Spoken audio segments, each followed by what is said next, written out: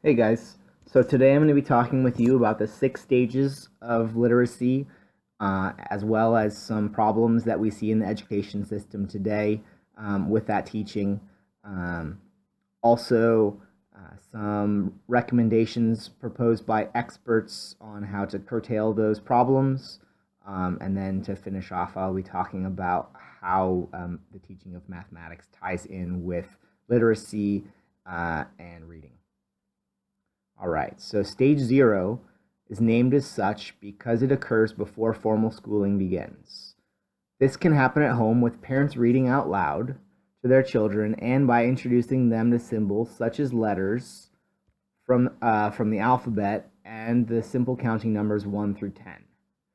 By experiencing their parents reading their favorite stories out loud, a child will gain an appreciation for the importance of reading and hopefully instill in them a curiosity and desire to learn. Stage 1 begins when a child enters preschool or kindergarten. Students begin by strengthening their memorization of the alphabet and rudimentary numbers, as well as having a solid understanding of what sound each letter represents. From there, students learn about the sounds that combinations of letters make, known as phonics. Students are also taught to break down the individual sounds that each letter is composed of. For example, cat, cat. This is known as phonemic awareness. Stage 2 is demonstrated by a child's ability to read fluently, including unknown and more complicated words. In Professor Gritter's lecture, she mentioned that there was a critical point in a child's literacy education that occurs around third grade. Students who can read fluently at grade level are ready for stage 3 learning. However, students who are below grade level at the beginning of fourth grade are at risk of falling into what is known as the fourth grade slump. Students in this category typically continue to fall behind in reading ability and without intervention may never become fluent readers. It was alarmingly stated that there are many students in high school who do not possess fluency in reading. Stage 3 typically begins around the fourth grade when students are confident in their ability to read fluently. A student in this stage will begin to demonstrate the ability to read for information.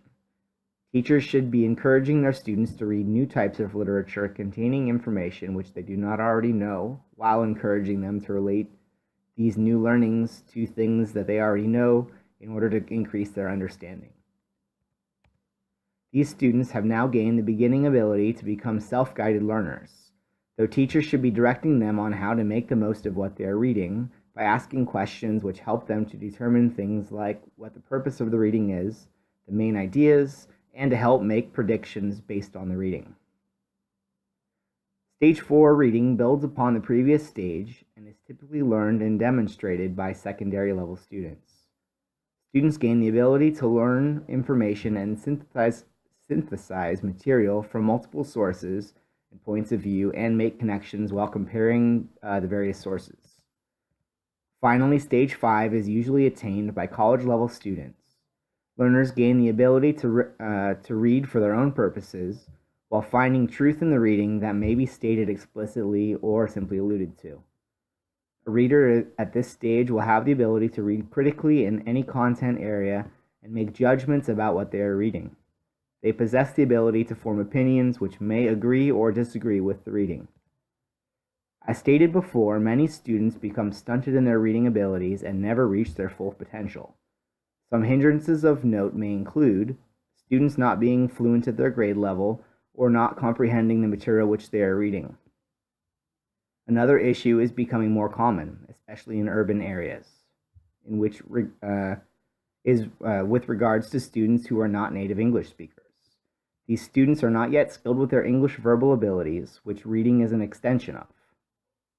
Finally, students who are unmotivated to learn either through not realizing the importance of literacy or due to boredom of the material being taught will not put forth the effort to practice reading.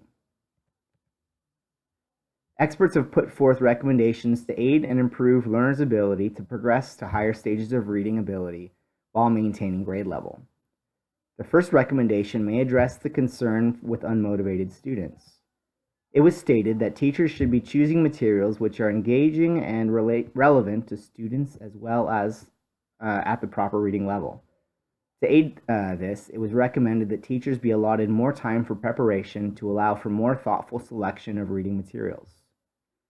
Also, students must be shown how to read critically as modeled by their teachers, reading and asking critical questions out loud.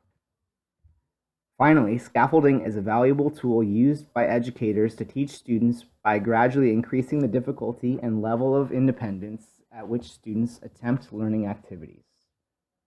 Teachers first demonstrate to students how to engage with a piece of literature step by step.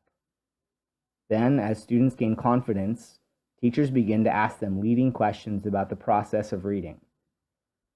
Through this process, students are encouraged to become more independent and thus more skilled in their abilities. As stated in the lecture, literacy is not just applicable to reading books. Literacy can be applied into any field of study. In the field of mathematics, the steps for literacy may seem a little different, but they are related to the steps I discussed earlier. The main difference that I see is that in any concept of mathematics, several of the stages may be demonstrated and learned before moving on. Even in basic skills such as addition or subtraction, a young student can address stages 0 through 2. Not only must a learner demonstrate fluency in the ability to read a problem, take 3 plus 4, they must also be able to break apart the pieces of each problem to determine what's being asked of them. Being able to tackle a problem begins by first determining what are the different pieces asking you to do. A student must be able to translate symbols from a problem into a sentence which makes sense to them. Using the example above, a student can apply the situation to demonstrate understanding. If I have a fish tank with 3 goldfish and I buy 4 more fish, there will be a total of 7 goldfish in the tank. It seems to me that for many new concepts in math, a student must in part start over with the learning new symbols and notations for how problems are written and what they are asking. A good example of stage 4 seems to be when a student starts learning aspects of pre-calculus and calculus, taking knowledge learned in algebra and geometry to form their knowledge base for how to determine information about objects involving curves, something that neither algebra or geometry addresses on its own. On a slight side note, I found it very interesting in the reading when it talked about the difficulty that many students have with word problems. Many students have learned to hate these types of problems and border on mutiny every time they are taught. The paper recommended writing the expectation for the problem in the introduction rather than placing it at the end like virtually every problem does. I plan on trying this out with my students this year to see if it helps them have a better understanding of what's being expected of them before diving into the nitty-gritty of the problem. All right, that's all I have for you guys today. Hope you enjoyed it, and I will see you soon. Take it easy.